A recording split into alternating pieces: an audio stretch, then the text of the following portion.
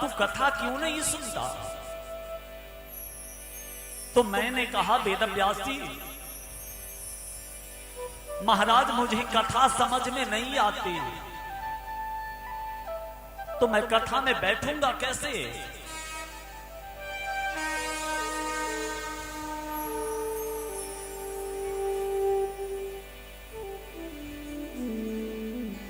मुझे कथा समझ में नहीं आती तो मैं कथा में बैठूंगा कैसे? तो पता है संत ने क्या कहा? अगर तेरी आत्मा कथा में नहीं लगती तो तू शरीर से कथा सुन, आत्मा से मत सुन।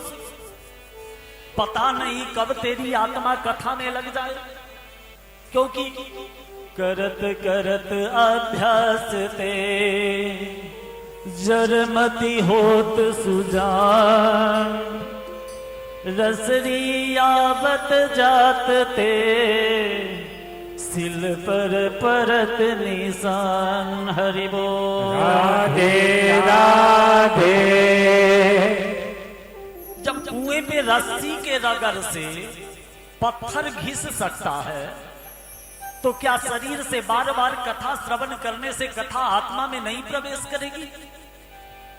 तू शरीर से कथा सुन, बहुत जल्दी तेरी आत्मा कथा में लग जाएगी। संत के कहने पे मैं कथा श्रवण करने गया।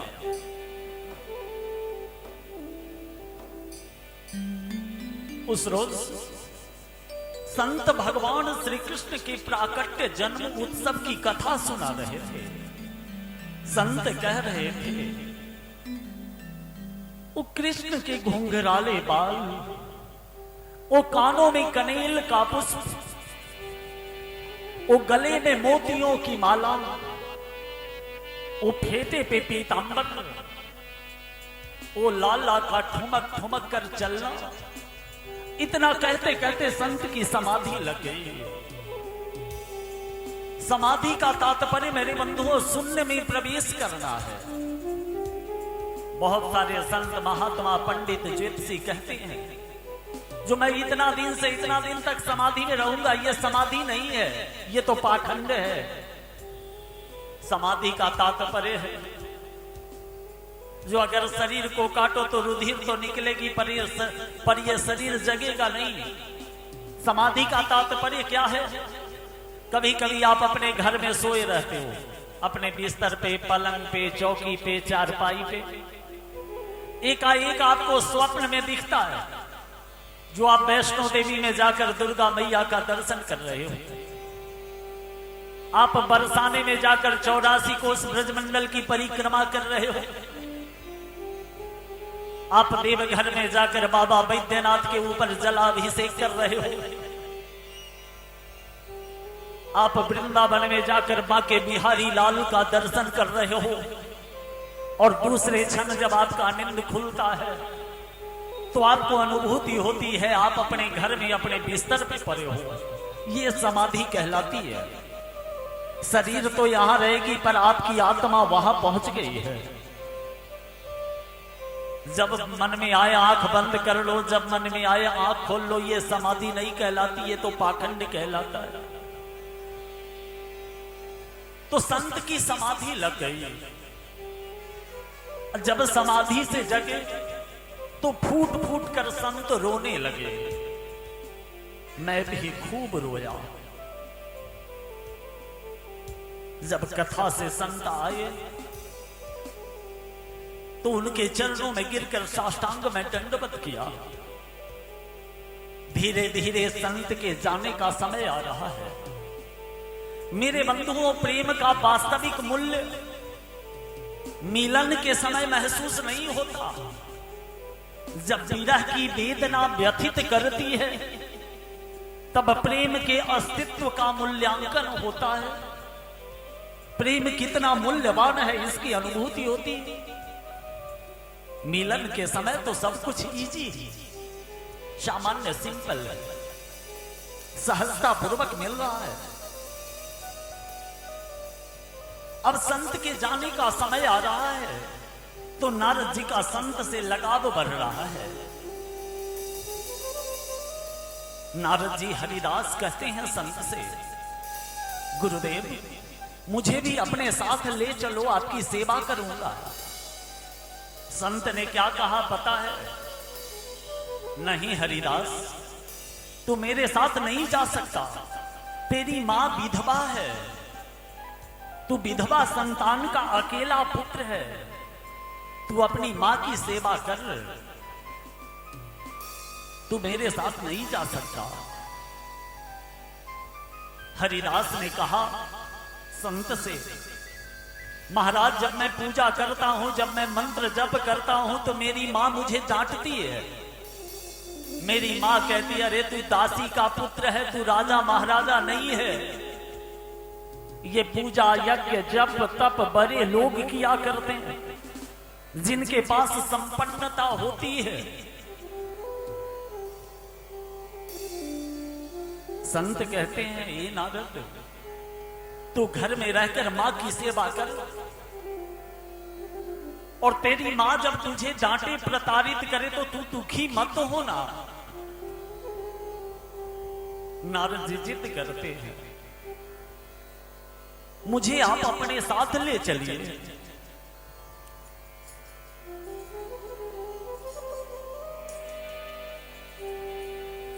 संत समझाते हैं,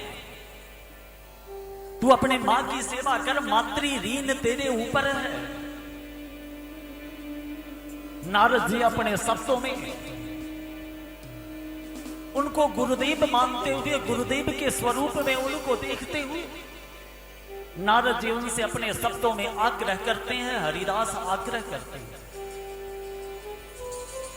करुणानिधि नाम तेरा, करुणा सिखिलो तुम, सोए हुए भाग्यों को, हे नाथ जगाओ तुम, मेरी नाव भंवर डोले, उस पार लगा देना। गुरुदेव दया करके मुझको अपना लेना, मैं शरण पर तेरी चरणों में जगा देना। गुरुदेव दया करके मुझको अपना लेना।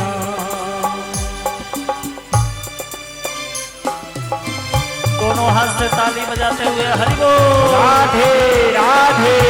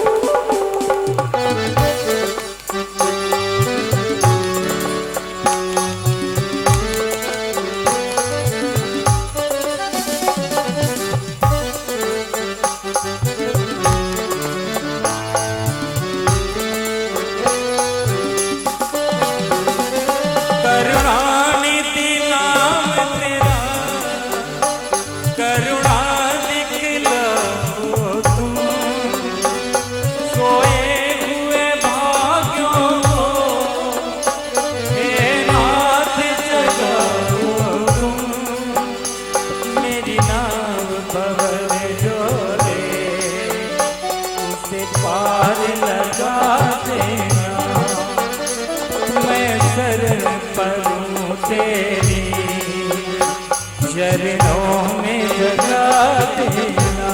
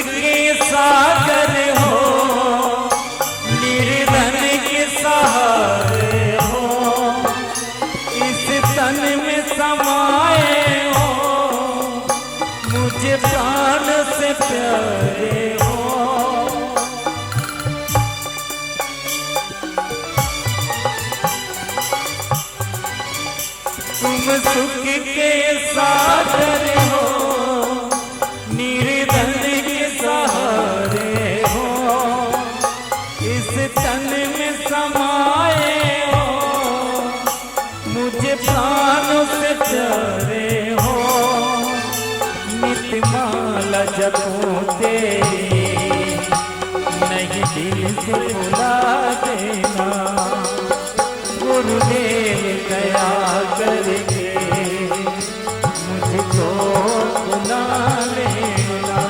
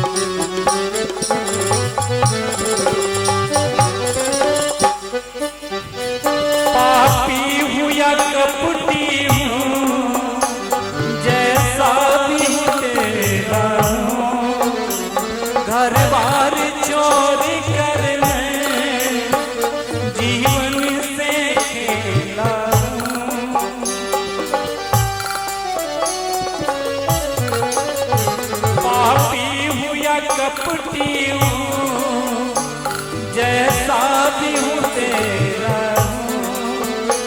घर बार चोरी कर मैं जीवन से खेला हूँ। दुख का मारा, दुख का मारा, मेरा दुख मिटा देना। मैं शरण करूं तेरे चरणों में जगा देना। गुरुदेव दया करके मुझको अपना लेना।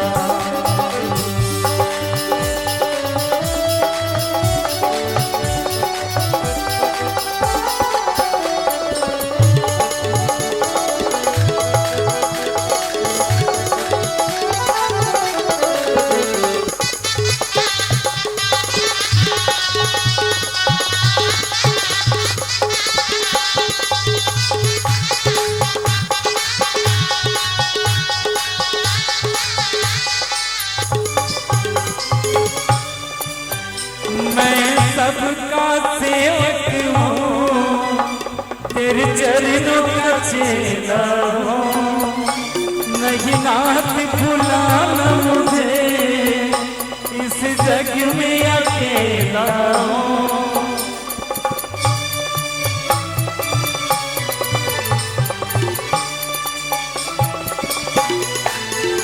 मैं सबका सेवक हूँ, तेरे चरणों का चेला हूँ।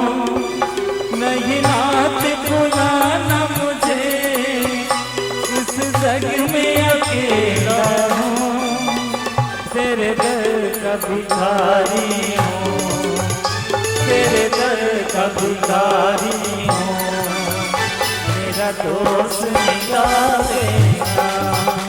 गुरुदेव दया करके मुझको अपना लेना। मैं शरण करूं तेरी चरणों में जगा देना।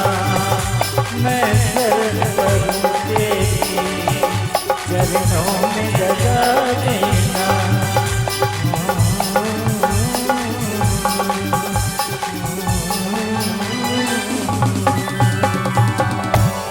हरि बोल। राधे राधे। तो आप हैं सुभाष कुमार जी कांटी, जिनके तरफ से 50 रुपए का चढ़ावा आया है। इसी के साथ हम लोग चलते हैं व्यासपीठ की ओर और श्रवण करते हैं कथा अमृतवाणी।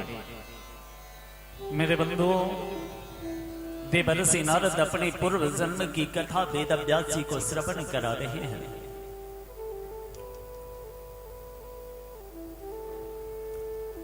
वेद व्यास जी महाराज देवर्षि नारद के पूर्व जन्म की कथा श्रवण कर रहे हैं।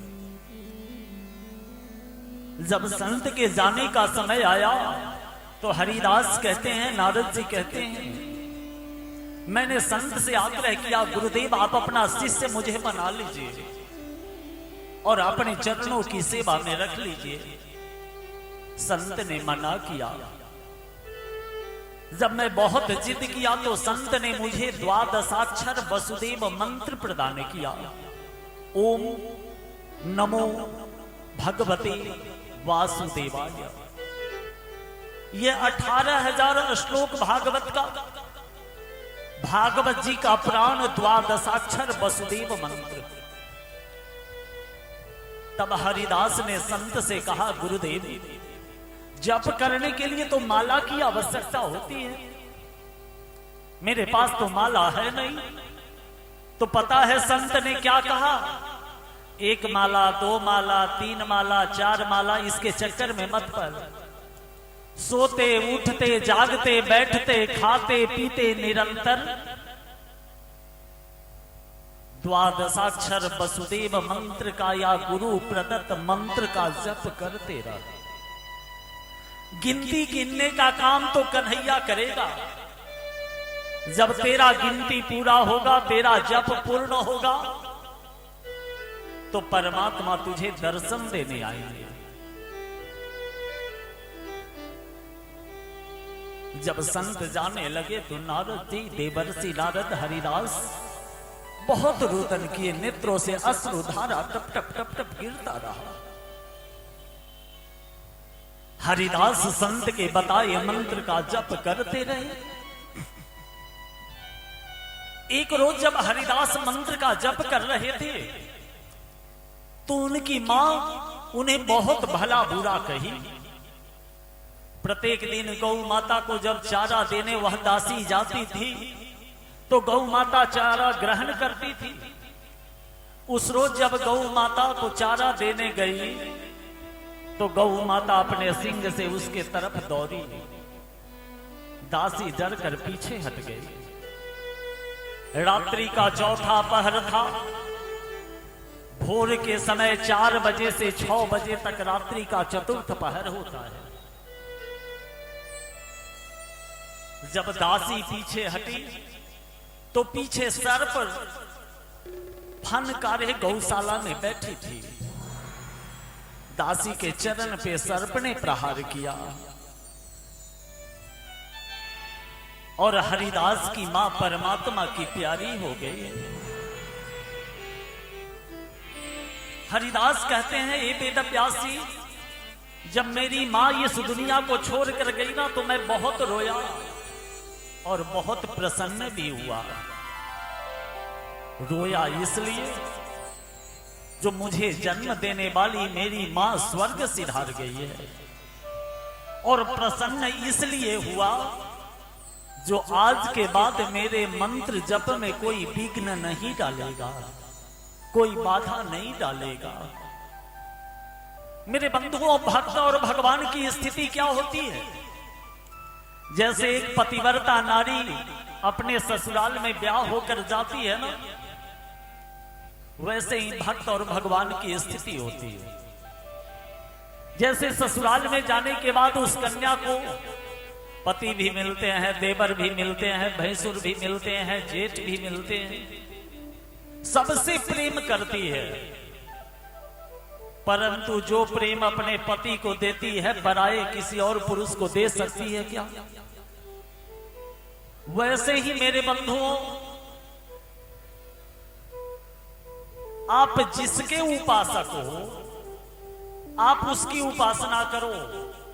सभी एक हैं, कोई बटे नहीं है। राम कृष्ण शिव गणेश दुर्गा हनुमान, तुम जिसको मानते हो उसकी भक्ति करो। अंतरात्मा से करना। भक्ति में कोई दिखावा पर्दे की जरूरत नहीं है।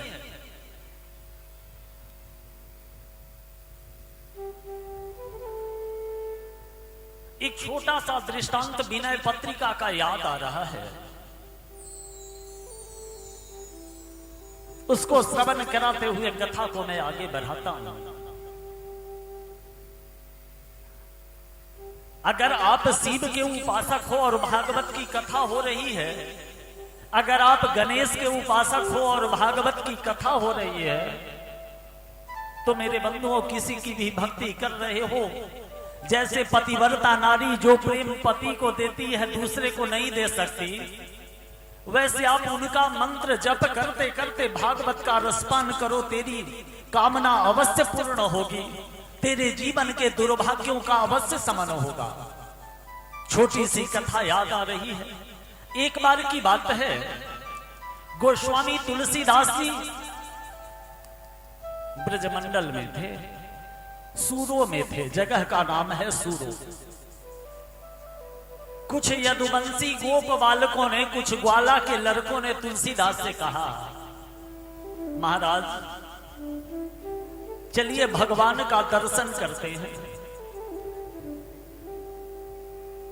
तो तुलसीदास जी ने कहा, मैं तो धनुष बाणधारी का उपासक हूं, मैं उन्हीं का दर्शन करता हूं, उन्हीं की भक्ति करता हूं। तो गोपवाल को यदुवंशियों ने कहा, महाराज आप ही के भगवान का मंदिर है, चलिए दर्शन कर देंगे। जब गोस्वामी तुलसीदास जी गए, मंदिर में प्रवेश किए, तो पता है तुलसीदास ने क्या देखा? एक पैर टेढ़ किए भगवान श्री कृष्ण ऐसे बंसी लिए। श्री कृष्ण का एक पैर टेढ़ा क्यों है पता है? एक पैर उनका छोटा है, दूसरा बड़ा है। बाके बिहारी का शाब्दिक अर्थ ब्रज की भाषा में टेढ़े बिहारी है। उनका एक पैर बड़ा और एक हाथ बड़ा, दूसरा हाथ छोटा।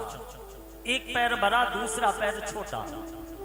एक श्री कृष्ण की किसी भी तस्वीर में, किसी भी छवि में आप देखो, दोनों पैर सीधा नहीं मिलेगा, एक टेढ़ा है। आजानु बाहु श्री कृष्ण है। तो जब गोस्वामी तुलसीदास जी गए मंदिर में प्रवेश किए, तो देखा कृष्ण भगवान को। सभी यदुवंशियों ने माथा पटक के प्रणाम किया। तुलसीदास ने क्या कहा पता है? कैसे कहूं मैं छवि आपकी, भले बने हो नाथ। कैसे कहूं मैं छवि आपकी, भले बने हो नाथ। तुलसी मस्तक तब नबे, जब धनुष बाण लो हाथ। हरि बोल राधे राधे। गोस्वामी तुलसीदास ने कहा, आपकी प्रभुता पे मुझे शक नहीं है, आप तो भगवान हो, पर मैं क्या करूं? मैं तो धनुष बाणधारी का उपासक हूं। पता है क्या होता है? एक हाथ में बंसी और दूसरे हाथ में धनुष बाण आ जाता है। गोस्वामी तुलसीदास जी साष्टांग दंडवत करते हैं। एक तो भक्ति की ये कथा, और दूसरी 2 लाइन की और कथा सुनाकर इस प्रसंग को मैं आगे बढ़ाता हूं। अगर आप शिव के उपासक हो और विष्णु की पूजा हो रही है, तो तुलसीदास रामचरितमानस में क्या लिखते हैं पता है? शंकर प्रिय मम द्रोही, शिव द्रोही मम दास। ते नर करई कल्प भर, घोर नरक महवास। हरि बोल राधे राधे। अगर आप भगवान शंकर की भक्ति करते हो और विष्णु से दुश्मनी करते हो, और विष्णु की भक्ति करते हो शंकर से दुश्मनी करते हो, तो भक्ति तो पूरा नहीं होगा, पूरे कल्प भर नरक में रहना पड़ेगा। भगवान शंकर का ब्याह हो रहा था। आचार्य देव ने पूछा, प्रभु आपका नाम? तो भगवान शंकर ने कहा, शंकर लिख लीजिए। फिर आचार्य देव ने पूछा, प्रभु आपके पिताजी का नाम? तो नारद जी से पूछकर शंकर भगवान ने कहा, ब्रह्मा लिख लीजिए। फिर आचार्य देव ने पूछा, प्रभु आपके दादाजी का नाम? तो शंकर भगवान ने कहा, शंकर भगवान ने विचार किया और गुस्से में आकर क्या कहा पता है?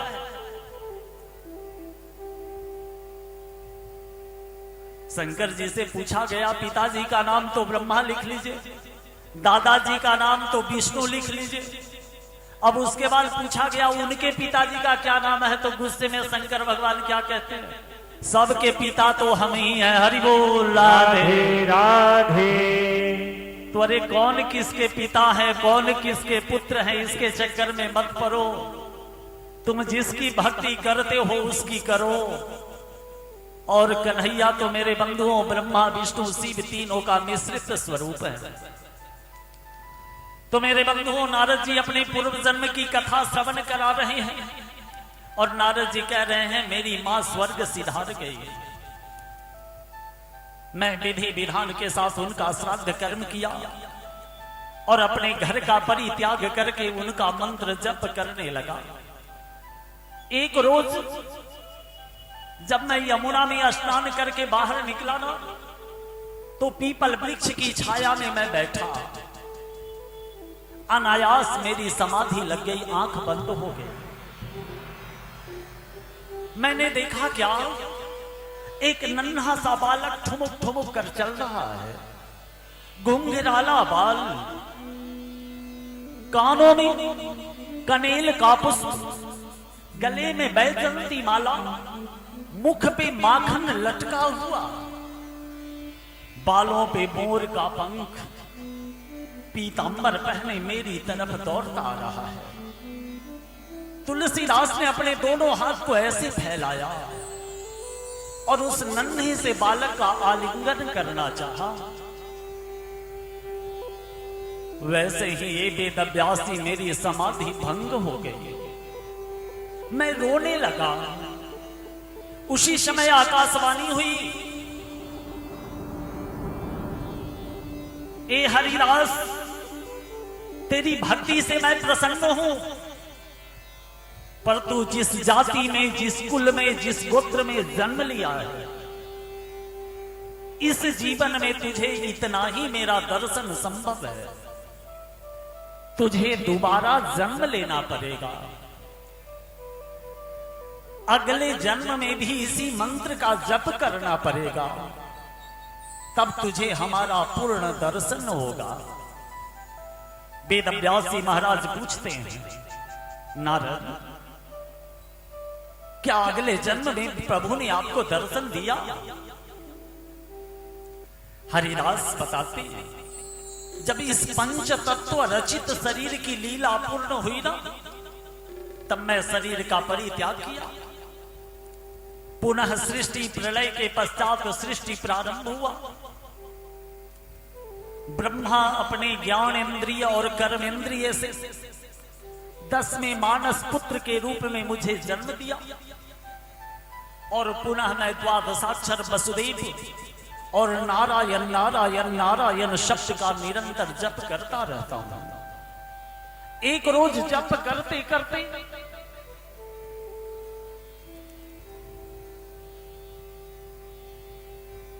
मैं गोलोक धाम पहुंच गया। मैंने देखा एक विशाल महल है,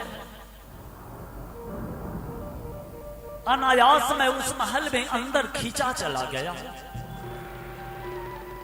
स्वर्ण सिंहासन पे भगवान श्री कृष्ण विराजमान है,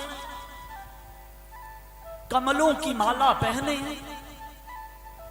माथे पे मोर का पंख लगा है, बगल में मैया रुक्मिणी सत्यभामा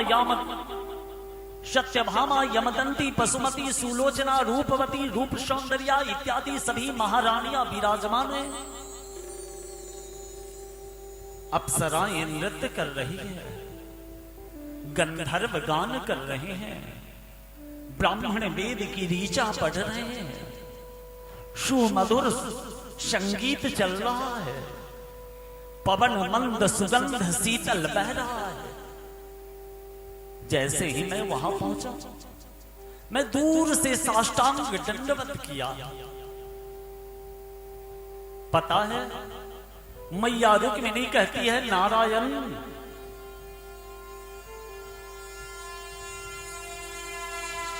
मैया रुक्मिणी कहती है नारायण देखो तो आपका हरिदास आया है। आपका हरिदास आपसे मिलने आया है। भगवान श्री कृष्ण अपने स्वर्ण सिंहासन से उठकर मुझे गले से लगाकर मेरा आलिंगन किया। मानो तीनों लोग 14 भुवन का साम्राज्य मुझे प्राप्त हो गया। मैया लक्ष्मी, मैया रुक्मिणी मुझे हविषान्न खाने को दी और भगवान श्री कृष्ण ने मुझे वरदान दिया। वेद व्यास जी पूछते हैं भगवान श्री कृष्ण ने क्या वर दिया? हरिदास कहते हैं ब्रह्मलोक, इंद्रलोक, यमलोक, रुद्रलोक, पवनलोक, मरुतलोक, पृथ्वीलोक, पाताल लोक, तीनों लोग 14 भुवन बिना पूछे, बिना कहे, बिना सुने आने जाने की परमिशन दी और ये एक बीना दे दिया जिससे नारायण नारायण करके मैं उनका गुणगान करता हूं। वेद व्यास जी से नारद जी कहते हैं, ए वेद व्यास जी, आप ऐसे ग्रंथ का निर्माण करो, ऐसे ग्रंथ का निर्माण करो जिससे जगत के जीवों का उद्धार हो सके। क्योंकि अगर गुरु की कृपा नहीं होती, अगर संत की कृपा नहीं होती, तो दासी का पुत्र आज ब्रह्मा का मानस पुत्र बन के आपके सामने नहीं प्रकट होता। ये तो गुरु की कृपा और कृष्ण के नाम जप की कृपा है। नारद जी बीना बजाते हुए अपने शब्दों में वंदना करते हैं। वेद व्यास जी भी प्रसन्न दिखाई देते हैं। प्रभु के महिमा की चर्चा नारद जी अपने शब्दों में करते हैं। प्रबल प्रेम के पाले पर कर प्रभु को नियम बदलते देखा, उनका मान भले टल जाए भक्त का मान न टलते देखा।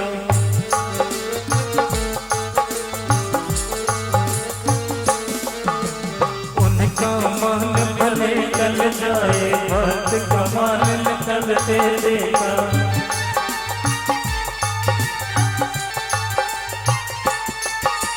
प्रबल प्रेम के पाले पर कर प्रभु को नियम बदलते देखा, उनका मान भले टल जाए भक्त का मान न टलते देखा।